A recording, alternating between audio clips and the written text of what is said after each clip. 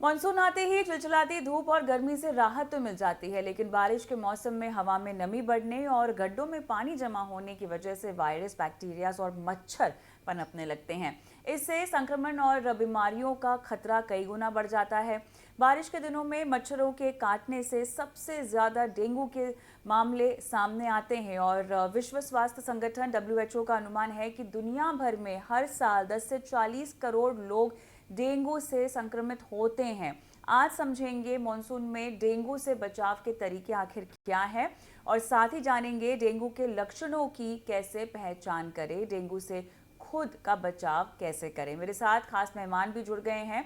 Doctor Pankaj Verma, internal medicine NH Gurugram, और doctor Gaurav Jain, internal medicine Dharamshila Narayana hospital, और दिव्या गांधी जो डाइटिशियन है। आप तीनों का स्वागत है इस बेहद खास पेशकश में। तो चलिए, डेंगू दरअसल किस तरह की बीमारियां हैं? अक्सर लोग यही कहते हैं कि जहां कहीं भी पानी जमा हो और कीचड़ हो, गंदगी हो, वहां पर जो मच्छर पनपते हैं उनके काटने से डेंगू होता है। लेकिन डॉक्टर पंकज, जरा विस्तार से बताइए कि ये किस तरह का इन्फेक्शन है, किस तरह की बीमारी है? देखिए, डेंगू जो है वो एक वायरल बीमारी है जो कि मॉस्किटो के काटने से फैलती है। डेंगू का जो वायरस है वो जो अगर इन्फेक्टेड मॉस्किटो है उसके थ्रू ये फैलता है, एडिस एजिप्टी के थ्रू। एंड अगर आपको डेंगू हुआ है तो यूजुअली इसमें शुरू के 2 से 3 दिन कोई सिम्टम नहीं आते हैं। इसका इंक्यूबेशन पीरियड जो है वो 3 से 5 दिन का हो सकता है एंड उसके बाद फिर इसके सिम्टम आना शुरू होते हैं। सिम्टम्स में हम देखें तो बहुत हाई ग्रेड फीवर आता है लगातार, जो कि बना रहता है 3 से 4 दिनों के लिए। डेंगू की हम 3 फेजेस डिस्क्राइब करते हैं। फेब्राइल फेज में शुरुआत में बहुत तेज फीवर आता है, आंखों में पेन होता है, बहुत ज्यादा बॉडी एक करती है, जॉइंट पेन हो सकता है, बैक पेन काफी सीवियर होता है, आंखों में जलन होती है, हेडेक जो है वो परसिस्टेंट रहता है। तो ये सारे लक्षण फेब्राइल फेज में आपके रहते हैं and they can last up to 3 to 5 days. उसके बाद क्रिटिकल फेज चालू होता है जो कि 3 से 4 दिन का होता है, जहां पे आपका प्लेटलेट काउंट घटने लगता है क्योंकि जो डेंगू का जो वायरस है वो प्लेटलेट पे अटैक करता है और आपका प्लेटलेट डिस्ट्रॉय होने लगता है। इसलिए इसको क्रिटिकल फेज कहा जाता है। एंड इस दौरान अगर आपने ट्रीटमेंट नहीं लिया है तो आपकी बॉडी में ब्लीडिंग होने की संभावना होती है, इसलिए इसको रिस्की या क्रिटिकल फेज कहा जाता है। उसके बाद 8वें या 9वें दिन से रिकवरी फेज चालू होता है, जहां पे आपकी प्लेटलेट बढ़ने लगती हैं और आपकी वीकनेस जो है वो ग्रेजुअली इंप्रूव होने लगती है। तो this is the sequence of dengue fever. Dengue fever में अभी इतने सारे केसेस, जैसे ही बारिश होती है तो आपके आसपास मच्छर पनपने की वजह से ये एक दूसरे को ट्रांसमिट मच्छरों के थ्रू होता है, directly person to person transmit नहीं होता है। चलिए, डॉक्टर गौरव, अब ये हमें जानना है, सिम्टम्स की बात हो गई है, लेकिन डेंगू की बीमारी में अक्सर हमने देखा है कि डेथ की संख्या बहुत ज़्यादा होती है। क्या ये इस वजह से होती है क्योंकि इसको सही समय पर पकड़ा नहीं जाता, या ये बीमारी इतनी ज़्यादा सीवियर है कि अगर अटैक कर जाए तो आपको सीधा हॉस्पिटल में जाना पड़ता है और उसमें भी अगर ट्रीटमेंट सही नहीं मिला तो फिर काफ़ी कॉम्प्लिकेशंस हो सकते हैं? देखिए, डेंगू के अंदर जो प्रॉब्लम्स होती हैं, जैसे अभी डॉक्टर पंकज ने आपको बताया कि फर्स्ट फेज होता है जब हाई ग्रेड फीवर होता है, पेशेंट को खाने का मन नहीं करता, नौजिया होता है, लिवर में इन्फ्लेमेशन होता है, पॉलीसिरोसाइटिस वाला एक फेज होता है जहाँ पे पेट में या चेस्ट में थोड़ा बहुत पानी वगैरह भी आ सकता है। नो, इस कंडीशन के अंदर अगर पेशेंट आइडेंटिफाई हो जाता है, ट्रीटमेंट स्टार्ट हो जाता है, पेशेंट अपना ध्यान रख पाता है, उस कंडीशन के अंदर पेशेंट की रिकवरी होने के चांसेस काफ़ी अच्छे होते हैं। इनफैक्ट अगर देखा जाए तो डेंगू के अंदर अ लॉट ऑफ केसेस जो सब क्लिनिकल डेंगू या जो माइल्ड डेंगू के होते हैं, वो बिना किसी ट्रीटमेंट के सिर्फ वाटर एंड फूड के साथ ठीक हो जाते हैं।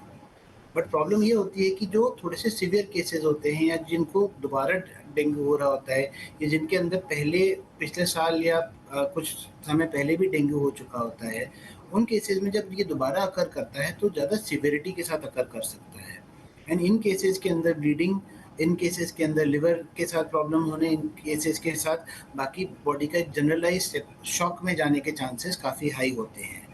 और उस कंडीशन के अंदर अगर पेशेंट ठीक जगह पे ठीक तरीके से इलाज नहीं लेता और डिले करता है अननेसेसरली, तो फिर कई बार पेशेंट काफ़ी सिक हो सकता है। उस कंडीशन के अंदर पेशेंट की डेथ या बाकी टाइम कई बार लॉन्गर हॉस्पिटल स्टेज की रिक्वायरमेंट बढ़ जाती है। ऑलराइट, दिव्या, देखिए मानसून में बहुत सारी चीज़ों का आपको परहेज़ करना होता है। आप कहाँ पर आप खाना कैसा खाते हैं, क्योंकि एक तो मौसम का बदलाव जो आपकी सेहत पर इम्पैक्ट करता है, और उसके बाद अगर डेंगू जैसे किसी बीमारी से आप ग्रसित हो चुके हैं तब और भी ज़्यादा आपके लिए कॉम्प्लिकेशंस बढ़ सकती हैं। अमूमन जब डेंगू की बात करते हैं तो प्लेटलेट्स का जिक्र बहुत ज़्यादा होता है, जो कि अगर गिरती जाए तो फिर काफ़ी गंभीर स्थिति पैदा हो सकती है। तो प्लेटलेट्स के लिए, और डेंगू ही नहीं, जनरली अगर हम मानसून में कहें तो इन सब बीमारियों से बचने के लिए इम्यूनिटी को स्ट्रांग बनाना बहुत ज़रूरी है। 3-4 महीने में तो ये होगा नहीं, लेकिन ये काम तो आपको शायद पहले से शुरू कर देना होगा अपनी इम्यूनिटी को हेल्दी बनाने का। लेकिन एहतियातन आपको क्या क्या चीज़ें सुनिश्चित कर लेनी चाहिए, जैसे इस तरह के संक्रमण और इन्फेक्शंस का इम्पैक्ट आप पर ना पड़े एक तो, और अगर पड़े तो कम पड़े। दिव्या। राइट, देखिए इम्यूनिटी हम सब लोग जानते हैं, हमारी बॉडी की इम्यूनिटी जो है वो over a period of time बनती है। राइट, आप अगर आज शुरू करेंगे तो ये नहीं है कि आपकी एक हफ्ते में बॉडी का इम्यून सिस्टम बेटर हो जाएगा, बट बॉडी इम्यूनिटी बढ़ाने के लिए हमें सबसे ज्यादा जरूरी है vitamin C in the diet. Vitamin C सिर्फ नींबू से नहीं आता, आंवला हो गया, एवोकाडो हो गया, बेल पेपर्स हो गए, बेरीज हो गई, ये सब हमारी बॉडी की इम्यूनिटी के लिए बहुत अच्छा है। अगर हम वेजिटेबल्स की बात करें तो वेजिटेबल्स में करेला, पम्पकिन और घिया, ये 3 चीजें बहुत अच्छी हैं हमारी बॉडी के लिए। अपार्ट फ्रॉम इट, लोगों की आदत होती है कि वो स्पाइसी खाना बहुत खाते हैं, और बाहर का खाना खाना is also a passion these days. हमें इन 2 चीजों को अवॉइड करना है। स्पाइसी क्यों अवॉइड करना है? क्योंकि वो हमारी बॉडी को डिहाइड्रेट करेगा, हमारी बॉडी से इलेक्ट्रोलाइट लॉस होगा, हमारी बॉडी की इम्यूनिटी कम होगी। इस टाइम में हमें अपनी बॉडी को हाइड्रेट करके रखना है। कोई भी वो चीज नहीं लेंगे जैसे कि डिटॉक्स वाटर्स हो गए, या फिर स्पाइसी खाना हो गया, या कैफीन रिच फूड हो गया, कॉफी हो गई, या बहुत ज्यादा चाय हो गई, या बहुत ज्यादा चॉकलेट्स हो गई, जो हमारी बॉडी को डिहाइड्रेट करती हैं। अब बात आती है कि हमें ऐसी क्या चीज करनी चाहिए जिससे डेंगू अगर हो गया है तो उससे प्लेटलेट काउंट ड्रॉप हुए हैं वो हेल्प करे। इसके लिए सिर्फ 2 चीजें हैं। एक है पपीते के पत्ते का पानी, जो कि ऑलमोस्ट सबको पता होगा। सिर्फ 2 टेबलस्पून पानी को, पपीते के पत्ते के जूस को हम पानी में डाइल्यूट करके लेंगे, हमारे प्लेटलेट काउंट को इंक्रीज करता है। दूसरी चीज है barley grass water. Barley grass water भी हमारे प्लेटलेट काउंट को बढ़ाता है। उसको हम डायरेक्ट जूस की फॉर्म में उसको क्लीन करिए, उसका जूस बनाइए and have it bed time. आप ये दोनों चीजें लेंगे तो प्लेटलेट काउंट ऑटोमेटिकली धीरे धीरे बढ़ेगा। Having said that does not mean कि आप मेडिकल सुपरविजन नहीं लेंगे। Everything should be done in medical supervision. Dengue तब बिगड़ता है जब हम ये सोचते हैं कि हम उसको अकेले ठीक कर लेंगे। आप उसको घर पे ठीक कर सकते हैं, बट अगर आपका डॉक्टर ये बोल देता है कि हाँ आप इसमें डाइटरी चेंजेस करिए, आपको मेडिसिन की जरूरत नहीं है, it is not that bad, आप ये छोटे छोटे स्टेप्स लीजिए। Take coconut water also, ORS ले सकते हैं हाइड्रेशन के लिए, पपीते का या बार्ले का पानी ले सकते हैं, and it will be sorted. चलिए, यहाँ पर थोड़े से सीवियर केसेस की बात करते हैं डॉक्टर पंकज। डेंगू अगर आपको इस वक्त इस माहौल में हो जाता है तो मेरे ख्याल से थोड़ा सा एज ग्रुप का भी इम्पैक्ट होता है, तो मिडिल एज ग्रुप, वरिष्ठ नागरिक और बच्चों के, तीनों के लिहाज से हमको बताइएगा गंभीर स्थिति कब हो जाती है, कब सीधा आपको हॉस्पिटल भागना चाहिए और अपने आप को भर्ती करवा देना चाहिए। जी, देखिए डेंगू में एज का कोई खास संबंध नहीं है, लेकिन हाँ बच्चों में फीवर थोड़ा इम्यून रिस्पॉन्स हाई होने से ज़्यादा हाई ग्रेड फीवर आता है, वो ज़्यादा नुकसान करता है।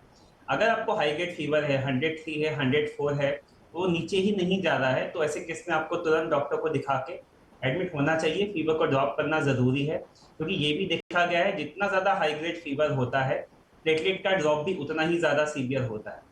तो अगर आप राइट टाइम पे फीवर को ड्रॉप करते हैं, फीवर के लिए मैनेजमेंट करते हैं, अपना जो हाइड्रेशन है वो मेंटेन करते हैं, तो आप उससे, इस कॉम्प्लिकेशन से बच सकते हैं। दूसरा ये कि जो ओल्ड एज पेशेंट हैं, उनमें एक और समस्या होती है कि उनका इम्यून सिस्टम पुअर होने की वजह से इतना हाई ग्रेड फीवर डेवलप नहीं होता है। तो हमें लगता है कि उनका डेंगू जो है वो सीवियर नहीं है, लेकिन अगर उनका ब्लड टेस्ट करवा के देखेंगे तो आपको पता लगेगा कि उनमें कॉम्प्लिकेशन की संभावना ज़्यादा होती है। उनका प्लेटलेट काउंट ज़्यादा कम होने का रिस्क होता है, उनको ब्लीडिंग का रिस्क ज़्यादा होता है, लीवर इन्फ्लेमेशन फेलियर का रिस्क ज़्यादा होता है, इवन किडनी डिस्फंक्शन का रिस्क भी ज़्यादा होता है। तो ये सारे कॉम्प्लिकेशन ओल्ड एज में ज़्यादा होते हैं। क्यों? क्योंकि clinically they look better fever नहीं आता है, but report wise, parameter, blood chemistry wise they are much more severe. तो अगर आपका एज मोर देन 50 या 60 है तो जैसे ही आपको डेंगू होता है इमीडिएटली कंसल्ट करें। एंड जैसा कि डॉक्टर गौरव ने बताया, अगर आपका ओल्ड एज है तो चांसेस है कि आपको डेंगू पहले भी हो चुका है, तो जब सेकेंड टाइम होगा या थर्ड टाइम होगा तो because of amnestic memory response आपका जो डेंगू का सिवियरिटी है वो ज्यादा हो जाता है, और प्लेटलेट ड्रॉप का रिस्क, आपका सिरोसाइटिस का रिस्क, आपका इफ्यूजन का रिस्क, आपका किडनी या लिवर इन्फ्लेमेशन का रिस्क काफी ज्यादा बढ़ जाता है। एज वाइज जो है, अगर आपका फर्स्ट टाइम डेंगू है तो ज्यादा रिस्क नहीं होता है, ज्यादा कॉम्प्लिकेशन नहीं होते हैं। लेकिन बच्चों में अगर हुआ है और अगर बड़ों में वो एज जिसको ज्यादा है या जिसकी कॉम्प्लिकेशंस पहले से ही हैं, कोई लीवर का बीमारी है, कोई किडनी का बीमारी है, या फिर आपको कोई ब्लड का बीमारी है, पहले से ही प्लेटलेट काउंट कम है, विटामिन B12 डेफिशिएंसी है, इन सब केसेस में जो ब्लीडिंग का रिस्क है, कॉम्प्लिकेशन का रिस्क है, वो काफी ज्यादा होता है। एंड ऐसे में आपको इमीडिएटली अपने डॉक्टर को दिखा देना चाहिए। आइडियली बेस्ट टाइम ये है कि अगर आपको पहले दिन फीवर आया है तो हम कुछ नहीं करते, लेकिन सेकंड डे या थर्ड डे आपको हाई ग्रेड फीवर अगर बना हुआ है तो please see go to your nearby doctor and please consult them and start treatment as soon as possible. अच्छा डॉक्टर गौरव, ये डेंगू के रिलैप्स होने का खतरा कितना ज्यादा होता है और कब कब होता है, किस किस सिनारियो में होता है? मैम देखो, डेंगी रिलैप्स नहीं करता है, आपको अच्छा। दोबारा इन्फेक्ट होना पड़ता है। अच्छा। So it is a mosquito born infection, मच्छर दोबारा काट सकता है, आपको दोबारा इन्फेक्शन हो सकता है। डेंगू के साथ ये भी है कि 4 स्ट्रेन हैं, कुछ स्टडीज ये भी कह रही हैं कि may be there is a 5th strain as well. So अगर आपको एक सेकंड स्ट्रेन इन्फेक्ट कर रहा है तो चांसेस कि आपके कॉम्प्लिकेशंस या ज़्यादा सिविरिटी और डिजीज़ के ये भी हो सकती है। बट अदरवाइज डेंगू ऐसा नहीं है कि आपकी बॉडी के अंदर परसिस्ट कर रहा है या आपकी बॉडी के अंदर रह गया, आपने ट्रीटमेंट पूरा नहीं लिया और फिर दोबारा रीएक्टिवेट हो गया। That does not happen with dengue. बिल्कुल। और इसके साथ ही डॉक्टर गौरव ये बताइएगा हमें कि अब क्योंकि बरसात का मौसम है, आप चारों के चारों महीने घर पर तो नहीं बैठे रह सकते, आप बाहर जाएंगे, ठीक है, कुछ जगहों पे जाने से आप परहेज कर सकते हैं। आप जहाँ पानी जमा हुआ है वहाँ पर आप ना जाएं, और जहाँ कीचड़ है, गंदगी है, उन जगहों से आप बच सकते हैं। लेकिन अब क्योंकि आप बाहर दफ्तर जाते हैं, बारिश होती है, कीचड़, पैर गंदे होते हैं, तमाम तरह के जगहों से आप गुजरते हैं, तो अब ऐसे में एहतियात कैसे बरतें? बात समझ में आ गई कि डेंगू के जो मच्छर होते हैं वो गंदगी से पनपते हैं, और वहां पर अगर आप रहें, आपको मच्छर ने काटा है तो फिर आपको डेंगू हो जाएगा। लेकिन उसके बावजूद भी मानसून में इस तरह के एहतियात हम कैसे बरत सकते हैं, डॉक्टर गौरव? मैम ईडीज जो होता है बेसिकली डे टाइम मस्कीटो है, एंड उसके साथ ये देखा गया है कि आपको उसे ओपन स्किन चाहिए और आपकी बॉडी को बाइट करने के लिए। सो अगर आप इस पीरियड के अंदर फुल स्लीव शर्ट्स वगैरह या फुल कपड़े पहन रहे हैं, हेड गियर आपका ठीक है, पैर जूतों के साथ आपने मे बी सॉक्स वगैरह रखे हुए हैं, तो एक हद तक आपकी बॉडी काफ़ी हद तक प्रोटेक्ट हो जाती है। That is the biggest protection that you can give. बाकी ऑब्वियसली पर्सनल हाइजीन एंड आपके वर्क स्पेस एंड आसपास की जगहों के बारे में कि उन्हें ड्राई या हाइजीनिक रखना आपकी कोशिश होनी चाहिए। आपको अपने आसपास कचरा अकुमुलेट नहीं होने देना है। हर कोई ये करेगा तो एक स्टेटस ऐसा आता है कि आपके आसपास फ्रेश वाटर के कलेक्शंस कम हो जाते हैं, वो आपके मस्कीटो का पॉपुलेशन कम हो जाता है। अगर आप थोड़ा सा ध्यान रख सकते हैं और आपके आसपास की जो लोग हैं वो थोड़ा सा केयर रखें तो ये वाटर कलेक्शंस को ख़त्म कर सकते हो आप। सो आप इस तरीके से yes you can reduce the mosquito population and आप अपने आप को भी प्रोटेक्ट कर सकते हो। एंड जैसे डॉक्टर देवयान ने अभी बताया कि diet also helps to promote your immunity. तो अगर आपका इम्यून सिस्टम अच्छा है, आपका प्रोटीन, आपका विटामिन स्टेटस अच्छा है, तो चांसेस आर कि आपको क्रिटिकल डिजीज़ या ज़्यादा सीवियर डिजीज़ होने से आप अपने आप को बचा सकते हैं। एब्सोल्युटली। दिव्या, डेंगू ठीक होने के बाद कहते हैं कि वीकनेस बहुत ज़्यादा आती है, तो इसके पीछे आखिर क्या वजह है? और फिर इस वीकनेस से, क्योंकि एक बार आप ठीक हो गए तो आप अपने कामकाज पर तो जाना शुरू कर ही देंगे, वहाँ पे एक बार फिर से आपका हाई प्रेशर बेल्ट होना शुरू हो जाएगा, तो ये वीकनेस की वजह और वीकनेस से कैसे बचें? देखिए, वीकनेस की कॉमन वजह तो ये है हाई ग्रेड फीवर और प्लेटलेट काउंट बढ़ना, राइट? इस केस में डाइट जो है वो बहुत इंपॉर्टेंट रोल प्ले करती है। किस तरीके से इंपॉर्टेंट रोल प्ले करेगी कि हमें उनका जो एनर्जी लॉस हुआ है, हमें उसको दोबारा से रिवाइव करना है। तो हमें कैसी डाइट खानी है? हमें खानी है एक वेल बैलेंस्ड डाइट, लेकिन हम उसमें प्रोटीन की मात्रा ज्यादा लेंगे। क्यों? क्योंकि डेंगू या किसी भी तरीके की ऐसी इन्फेक्शन में protein, tissue loss, muscle loss बहुत ज्यादा हो जाता है, तो बॉडी को रिपेयर की जरूरत होती है। तो we need to make sure कि हमारी हर मील के अंदर प्रोटीन की मात्रा होना बहुत जरूरी है। बट हम कैसा प्रोटीन लेंगे? जो हमारे गट पर लाइट हो। क्यों? क्योंकि डाइजेशन रिलेटेड इश्यूज भी आ जाते हैं for some time after dengue. इसका मतलब ये नहीं है कि जो नॉन वेजिटेरियन है वो नॉन वेज नहीं खाएंगे, वो नॉन वेज खा सकते हैं, बट आप लीन प्रोटीन खाएंगे, आप रेड मीट नहीं खाएंगे। आप फिश को थोड़ा टाइम तक अवॉइड करिए, बिकॉज वो डाइजेस्ट नहीं हो पाएगी। Otherwise once you are able to digest, आप फिश भी खा सकते हैं। आप अंडे लीजिए, आप चिकन सूप लीजिए, वेजिटेबल ब्रॉथ लीजिए।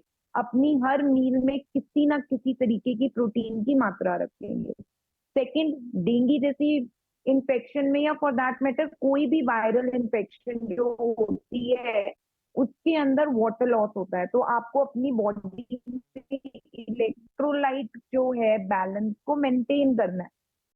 किस तरीके से करेंगे? रेगुलर बेसिस पे कोई ना कोई हाइड्रेटिंग ड्रिंक लेंगे, जैसे कि ओआरएस ले सकते हैं, जिनको बहुत ज्यादा जिनका वेट लॉस हो गया है और जो बहुत ज्यादा एमिकेटेड हैं, वो ओआरएस ले सकते हैं। कोकोनट वाटर ले सकते हैं। होममेड स्मूदीज ले सकते हैं। और साथ में the best thing to have is water. जिसको बहुत हाई फीवर रह चुका है, वो नीम के पत्तों का पानी ले सकता है, जिससे हमारी body, it has anti viral property, तो वो हमारी बॉडी के लिए अच्छा है। अपार्ट फ्रॉम इट हम लेंगे प्रोबायोटिक। क्यों? क्योंकि वो हमारी रिकवरी में भी हेल्प करते हैं, हमारी इम्यूनिटी को भी बूस्ट करते हैं। प्रोबायोटिक योगर्ट में होता है, एवोकाडो में होता है और बेरीज में होता है। इसके साथ रात का जो भी खाना खाएंगे, we will keep it very light, like a bowl of soup और वेजिटेबल। और हर मील में including your dinner normal plant protein या एनिमल प्रोटीन का कंजम्पशन जरूर करेंगे। ऑलराइट डॉक्टर पंकज, अब हम थोड़ा सा फॉलोअप पे बात करते हैं। एक बार आपको डेंगू हो गया, आपने उसको ट्रीट कर दिया, लेकिन उसके बाद फॉलोअप ट्रीटमेंट्स और साथ ही डेंगू से जो कमज़ोरी आपके अंदर आती है, क्या वो किसी और दूसरी बीमारी के तौर पर आपके शरीर में रह सकती है या उसको वीक कर सकती है किसी भी दूसरे भाग को? क्या ऐसे भी कोई कॉम्प्लिकेशंस हो सकते हैं? अगर होते हो तो किस तरह के लोगों में होते होंगे? बिल्कुल, देखिए डेंगू हम लोग बोलते हैं कि 7 डेज का होता है, लेकिन डेंगू का जो बॉडी पे असर है वो लगभग 1 मंथ तक रहता है। 1 महीने तक बॉडी में काफ़ी ज़्यादा वीकनेस रहती है।